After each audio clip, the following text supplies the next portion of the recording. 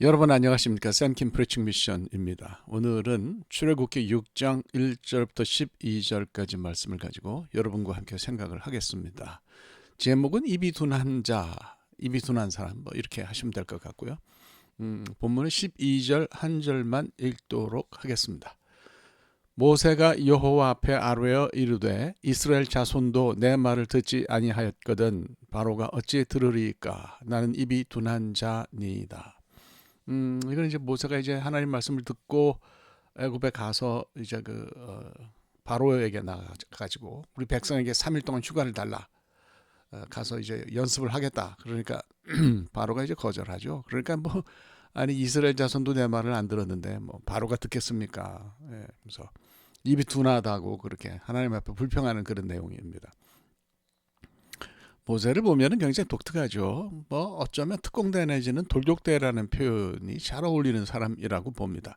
하나님께서는 이제 그 모세를 세우기 위해서 출애굽을 이루는 사람으로 세우기 위해서 80년 무려 80년을 투자하고 훈련해서 세웠죠. 뭐 왕자로 자랐으니까 출중한 지식도 가졌을 것이고요. 그 당시 뭐 애굽이 슈퍼파워니까 거기서 애굽의 궁궐에서 시키는 왕자 교육을 받은 사람 아니에요. 또 애굽 사람을 때려 눕히는 완력도 상당히 있었어요. 뭐 그 정도로 완력이 있었어요. 또 미디안에서 40년 동안 양을 치면서 고독을 짓씹으면서 얼마나 자기 자신을 돌아보고 또 수양을 쌓았겠습니까? 그러니까 그를 깊은 사람으로 또 이 시간이 만들었다고 말할 수 있는데 이 정도 자질이면 뭐 하나님의 특공대원으로 충분하다고 생각합니다. 그 사람은 이제 분여자를 합해서 한 200만 명이 되는 히브리 사람들을 건진 출애굽이라는 사건에 대들어서 이것을 이뤄낸 사람이잖아요. 뭐 아론은 뭐 대변인일 뿐이죠.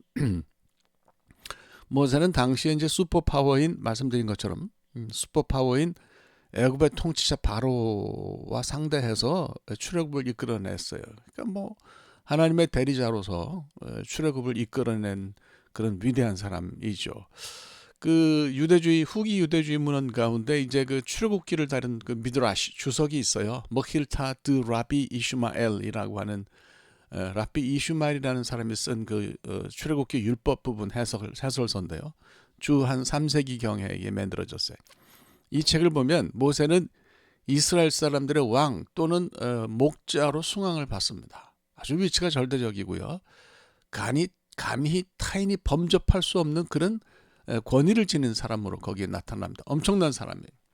하나님 바로 밑에 있는 사람 뭐 이런 정도로 그렇게 나타나죠. 영웅이고 흠없는 그런 위대한 사람으로 책이 이야기를 합니다.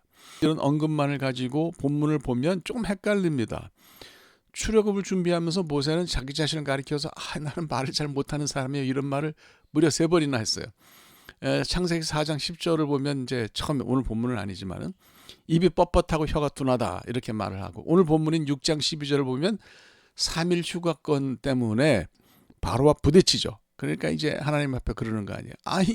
이스라엘 백성도 내 말을 안 들었는데 바로가 어떻게 듣겠습니까? 나는 입이 둔한 사람입니다. 그래서 다시 옛날 얘기를 꺼내면서 격한 감정을 토로합니다. 더 놀라운 것은 30절에 가서도 모세가 같은 이야기를 반복하는 거예요. 모세가 여호와 앞에서 아뢰되 나는 입이 둔한 자이오니 바로가 어찌 나의 말을 들으리까. 그러니까 이게 말에 대한 그것이 굉장히 이 사람 머릿속에는 뭐 있었던 모양입니다. 동일한 내용이 3번에 걸쳐서 반복이 되죠. 이게 뭐 3번씩이나 같은 내용이 나오면 이걸 반드시 따져봐야죠. 왜 이렇게 나오냐? 왜 이렇게 강조했냐? 모세에게 분명히 제가 볼 때는 말에 트라우마가 있는 거죠. 불평이야 뭐 좋지 않게 들립니다. 그런데 모세를 너무 몰아세울 건 아니라고 생각합니다. 그에게도 속사정이란 게 있지 않았겠어요? 일반적으로 모세처럼 굉장히 성품이 좀 우직하잖아요. 그런 사람은 쉽게 불평하지 않습니다. 뭐 힘들어도 안으로 삭히는 그런 스타일이 모세 스타일인데 아주 고집스러운 면도 있어서 하나님과 오랜 토론을 한 끝에 출애굽하기 위해서 애굽으로 오지 않았어요. 그렇다면 우리는 모세에게 실제로 말에 있어서 어떤 문제가 있었던 건 아닌지 들여다봐야 합니다. 그러니까 정말 말하는데 문제가 있어서 일이 잘못되니까 그것을 자책한 것, 자기가 부족해서 그렇다라고 자책한 건 아닌지 그렇게 이해할 가능성은 없을까요? 음, 왜냐하면 모세에게 기능적이고 물리적인 장애가 있었다면 충분히 말하는 것이 힘든 문제가, 남을 설득하는 것이 힘든 문제가 될 수 있기 때문입니다. 그 모세가 말에 대한 이야기를 처음 꺼낸 본문은 말씀드린 것처럼 출애굽기 4장 10절이에요. 입이 뻣뻣하고 혀가 둔하다. 그러니까 내가 어떻게 가겠냐, 그죠? 예. 여기 이제 입이 뻣뻣하고 혀가 둔하다라고 번역된 이 카베드는, 히브리 말 카베드는 원래 무겁다는 뜻이죠.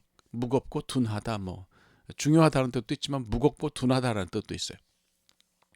이런 표현을 스스로에게 썼다면 말을 잘하면서도 삐져가지고 뺀질거렸다기보다는 문제가 있어서 정말 나는 말을 잘 못하는 사람입니다.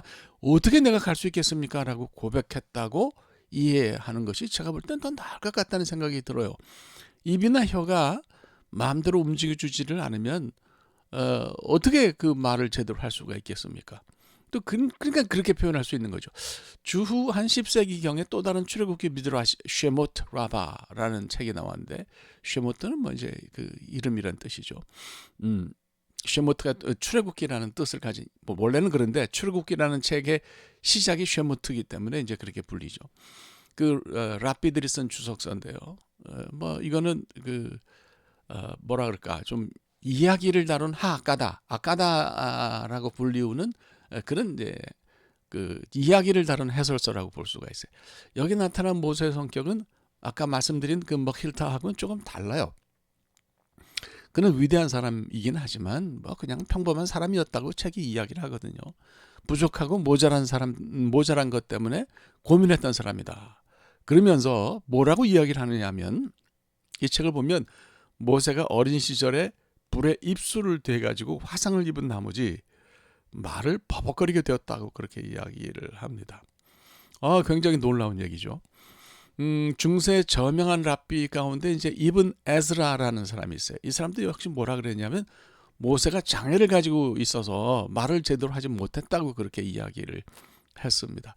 애를 써도 그저 몇 마디 정도나 간신히 할 수 있었다라고 이븐 에즈라는 그렇게 이야기를 합니다. 이런 이야기들을 우리가 받아들인다면 모세가 물리적으로 말하는 데 있어서 상당히 심각한 문제가 있었다라고 하는 해석이 가능해집니다. 무엇이든지 그것으로 인해서 심리적인 트라우마가 남았든지 혹은 물리적으로 실제로 말을 잘 하지 못했다든지 하는 문제가 있었다는 거죠. 성경의 표현들을 좀 깊이 읽어볼까요? 출애굽기 6장 12절 오늘 본문에 나오는 입이 둔한 자라는 말에는 아렐이라는 히브리 말이 쓰였습니다. 이 말은 직역하면 사실은 할례 받지 못한 입술이란 뜻이에요. 이제 이 히브리인들이 이런 말을 쓸 때는 말의 수준이 형편없는 걸 빗대서 이제 표현하는 그런 아주 흔한 그 관용어죠. 근데 70인역이 헬라 구약 성경인 70인역이 이 말을 알로고스로 옮겼습니다. 이건 뭐 어눌하다라고 하는 정도인데요. 말씀드린 것처럼 이 말하는 게 둔하다라는 표현이 출애굽기 6장 30절에도 쓰였다고 그랬어요. 여기도 역시 RL이 쓰였는데 70인역은 이걸 조금 그 앞부분하고 6장 12절하고 다르게 옮겼어요. 이스크노포노스라고 하는 단어로 옮겼는데 이거는 작고 약한 목소리로 그냥 말하는 거. 그러니까 좀 말이 크고 당당하고 막 이렇게 힘 있는 말이 아니라고 하는 단어로 옮겼어요. 이거는 하여간 어찌 됐든 뭐라고 번역을 하든 할례 붙지 못한 입술, 그 뭐 둔한 사람, 그죠? 그 입이 둔한 사람이라는 거는 하여튼 말이 눌변이다. 말을 잘 하지 못한다. 이렇게 우리가 이해할 수 있는 거죠. 이런 연고로 오늘날의 학자들 가운데 많은 사람들이 이 부분을 모세가 뭐 하나님 앞에 이렇게 불평했다라는 것이 아니라 장애를 표현한 것으로 봅니다. 뭐 물론 뭐 이제 모세가 뭘 고상하게 표현하거나 권위 있게 혹은 잘게 설득력 있게 표현하는 기술이 부족했다라고 이해하는 학자들도 있어요. 그렇지만은 이건 모세가 애굽의 궁궐에서 수사학을 배웠던 것을 생각하면 설득력이 떨어집니다. 아무래도 입술과 혀에 어떤 물리적인 장애가 있었다고 볼 수도 있을 것 같아요. 물론 뭐 이제 그 사도행전 4장 22절을 보면 모세가 애굽 사람의 모든 지혜를 배워 그의 말과 하는 일들이 능하더라. 이렇게 스데반이 얘기를 했는데 이거는 뭐 제가 볼 때는 받아들이는 게 당연하죠. 근데 모세에게 장애가 있었던 설명하고 충돌하지는 않는다고 저는 봅니다. 입에 장애가 있었더라도 하는 말이나 이게 행하는 일에 권능이 있었다는 뜻으로 읽으면 되는 거거든요. 오늘날 많은 학자들이 모세에게 구조적인 언어 장애가 있었을 가능성이 높다고 그렇게 이야기를 합니다. 그렇다면 모세는 뭐 왕이든 지도자든 상관없이 부족한 사람이었죠. 물리적인 장애든지 다른 장애든지 말을 하는데 굉장히 힘들었던 것 같습니다. 하나님의 고집을 꺾지 못하고 끌려온 채로 이게 출애굽을 하게 돼서 꽁한 마음이 있어서 이랬다 이렇게 보는 거는 타당하지 않습니다. 우리의 영웅인 모세는 얼마나 고민했을까요?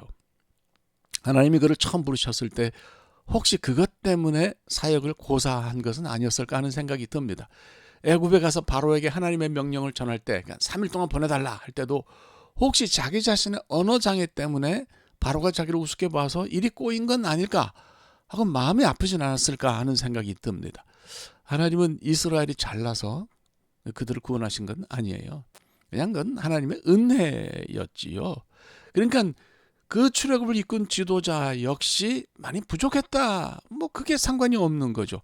하나님은 이래저래 은혜로 모세를 그리고 이스라엘을 건지셨다. 이렇게 볼 수 있는 거예요. 이게 참 감사합니다. 예. 놀라운 것은 이제 신명기에서 모세가 고별 설교를 했다는 사실인데요. 뭔가 달라진 일이 있었나 보죠. 아니면 회중이 모세의 말투에 익숙해져서 그런 거든 아니든 뭐 그렇죠. 제가 이제 영어를 하면은 처음 제 말을 듣는 사람들은 못 알아듣는 경우가 종종 있는데 익숙한 사람들은 제 말을 잘 알아듣습니다.